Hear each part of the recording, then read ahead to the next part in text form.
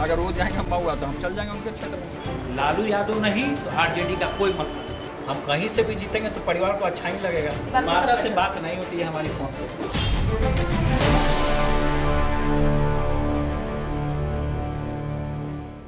नमस्कार, मैं हूं आपके साथ जया मिश्रा। आप देख रहे हैं दोपहर विशेष।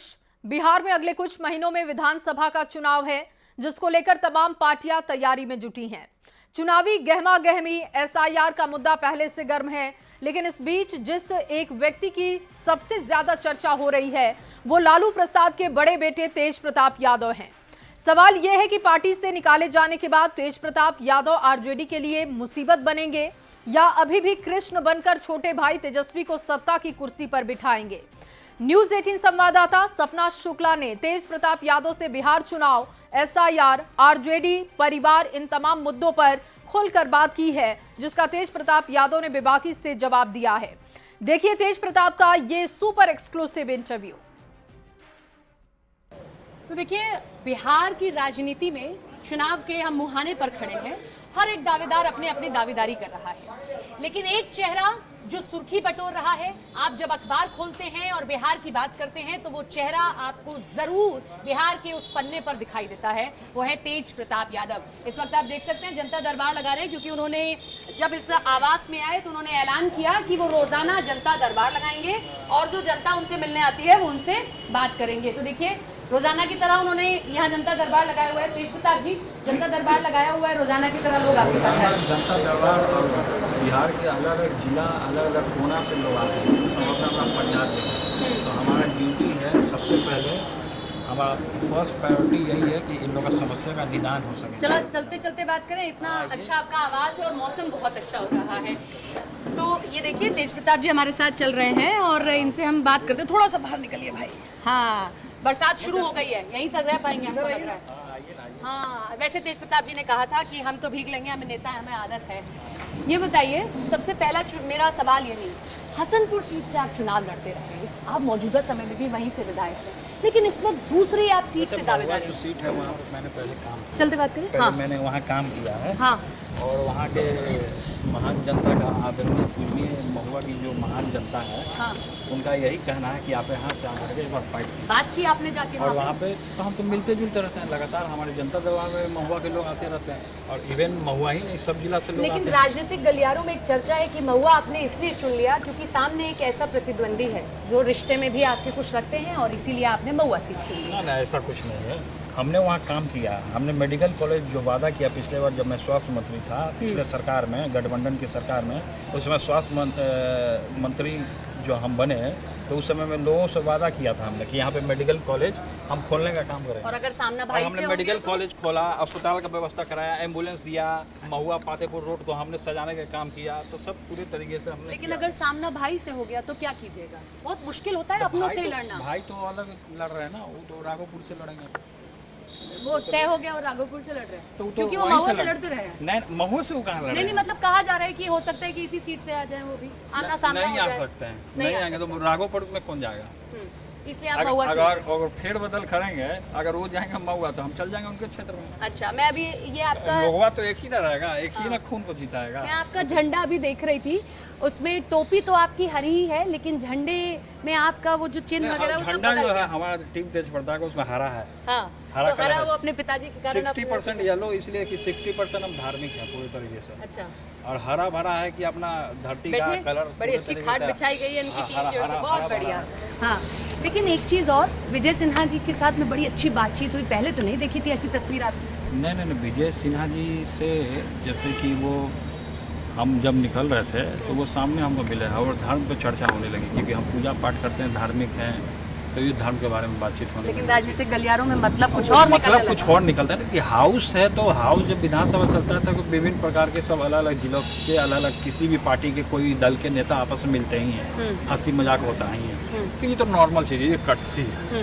लेकिन पहले क्यों नहीं ये कर्टिसी आई? लोग पूछ रहे हैं कि पहले तो कभी ये कर्टिसी नहीं दिखी, बल्कि आपका तो तेज तर्रार अवतार दिखता था विधानसभा के भीतर। पहले भी मिले हैं हम, तो विधानसभा जाएंगे तब ना तेज तरार मेरा वो वीडियो बड़ा वायरल होता है कि आप तेज। आज भी जब हंगामा हो रहा था तो हम पीछे सदन में हम चले गए थे, हम तो सदन में अंदर चले गए थे वहाँ, जब हंगामा हो रहा था तो मैंने तो देखने का काम किया है वहाँ पे सदन में। लेकिन एक फोटो जब भी चुनाव जब सदन चलता था तो बड़ी वायरल होती थी, दो भाइयों की फोटो। आप अपने भाई के लिए प्रमुखता से लड़ते थे, बातों को कहते थे, कई बार तो एग्रेशन भी देखा। अब वो फोटो ना नहीं दिख रही है। छोटे भाई तेजस्वी जी हैं, बड़े भाई होने के नाते मेरा उनका धर्म है कि उनको आगे बढ़ाना। तो सदन में एक साथ क्यों? और सदन देखिए माहौल अलग है किसी तरीके, हम संगठन में नहीं हैं। आप ये मान रहे हैं कि इस वक्त माहौल बदल जब हम संगठन में नहीं तो माहौल तो परिवर्तन होता रहता है ना। लेकिन आपकी कुर्सी तो वही होनी चाहिए ना सदन में। सदन में कुर्सी होने से हम तो अपना गए वहाँ, हाजिरी बनाया, लोगों से मिला, फिर आ गए हम वहाँ। अब 3 महीना बचा हुआ है, अब चुनाव आ गया। मन नहीं करता कि उसी कुर्सी पे बैठा जाए बगल में? भाई ये बड़ा हाँ, जरा तेज हो गई बरसात, उधर चला जाए। हाँ। क्या मन है नहीं मन है, अब तो आगे चुनाव है ना, उसको फेस करना है। जनता के मुद्दा को लेकर के आगे जाना है, उसको उठाने का काम करना है। बेरोजगारी है पूरी तरीके से, इंफ्रास्ट्रक्चर खराब है बिहार का, तो एक तरीके के मुद्दा है जो कि इसको रखने का काम करना है। जरा अंदर चलते हैं क्योंकि बरसात शुरू हो गई है और यहाँ भी मैं आपको एक खूबसूरत तस्वीर दिखाऊंगी क्योंकि तेज प्रताप जी कहते रहे हैं कि उनके आदर्श लालू प्रसाद यादव और राबड़ी देवी हैं। तो देखिए इस कमरे में भी जब मैं घुस रही हूँ तो लालू यादव और राबड़ी देवी जी की तस्वीर मुझे दिखाई दे रही है। मैं हाँ क्योंकि माता जी पिताजी को हम सर्वोपरि हम अपना भगवान मानते हैं और इनसे बड़ा कोई नहीं इस पृथ्वी पे।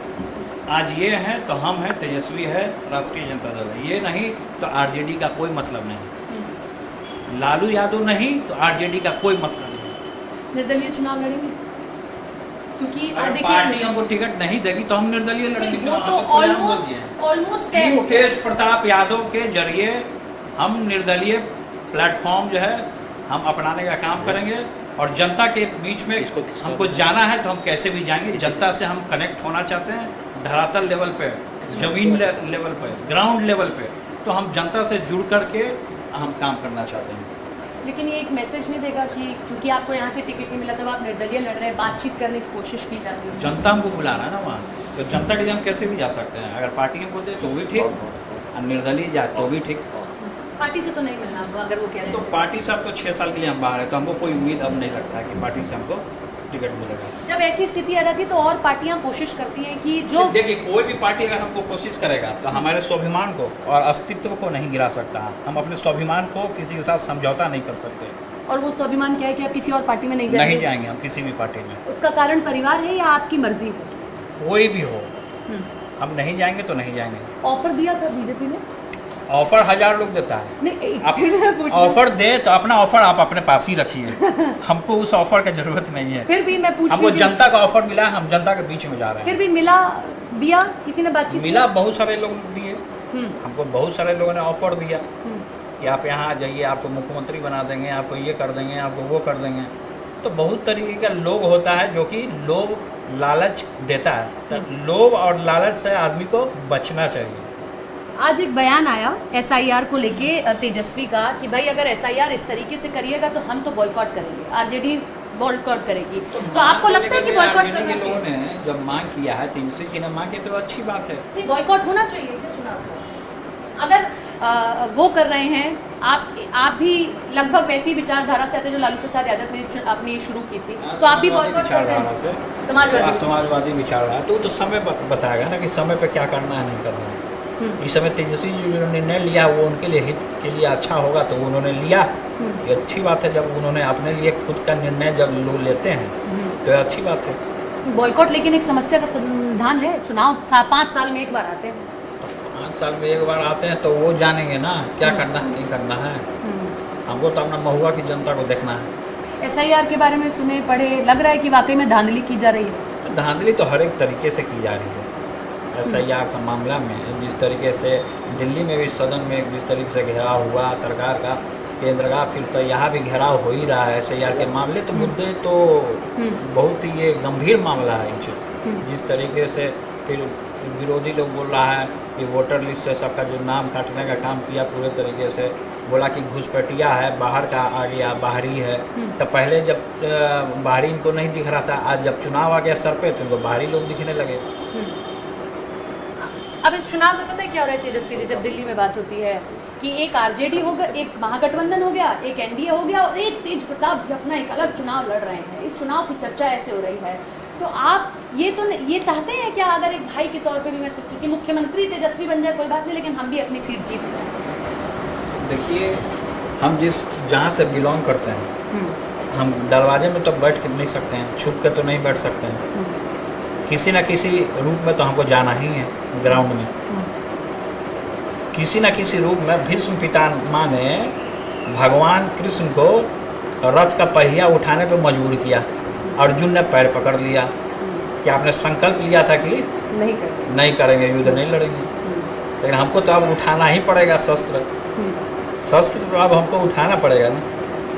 फिर हमारी जो पीढ़ी आएगी फिर वो भी बोलेगी ना कि हमारा बाप दादा कैसे थे, याद करेगी ना। लेकिन ऐसा नहीं लगता कि ये एक स्टेप, अगर मान लीजिए आप भी, भैया देखिए अभी तो आपको भी all the best, Tejashwi Yadav को भी ऑल द बेस्ट, आप भी चुनाव जीत गए, वो भी सीएम बन गए, लेकिन टकराव की स्थिति बनती रहेगी। तेजस्वी यादव एकदम जीते, आगे बढ़े, ऊंचाइयों को प्राप्त करे, बड़े भाई होने के नाते छोटा भाई को आशीर्वाद है।